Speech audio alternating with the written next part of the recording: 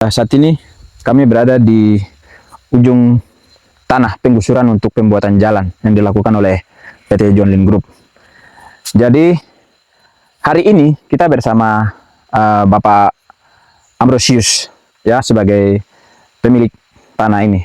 Beliau mengharapkan untuk pemerintah betul-betul mengerti mengenai apa yang diberitakan, apa yang diteriakan, apa yang dikeluhkan oleh masyarakat hukum adat di Provinsi Papua Selatan. Dalam hal ini terhadap suku Malin yang ada di Kampung Nakias, ya, Kampung Salamepe, Kampung Salamepe. Jadi harapannya adalah apapun yang dilakukan oleh pemerintah pusat mengenai pembangunan jalan sebagai fasilitas mobilisasi umum, pemerintah juga harus mendengar masyarakat hukum adat sebagai pemilik.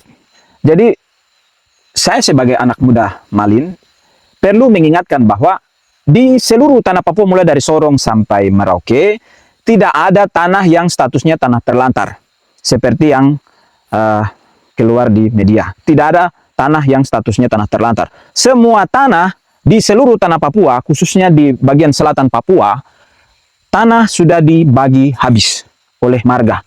Jadi siapapun tokoh masyarakat adat tidak punya hak atas tanah atau dapat mengklaim tanah ini milik dia seluruhnya. Jadi tanah ini seluruhnya itu milik marga.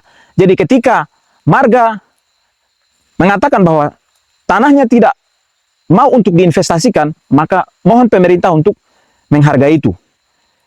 Di lain sisi secara hukum juga pengakuan masyarakat hukum adat juga sudah diatur dalam Undang-Undang Pasal 18B ya 1945 tentang pengakuan masyarakat hukum adat. Itu juga harus diperhatikan. Gitu.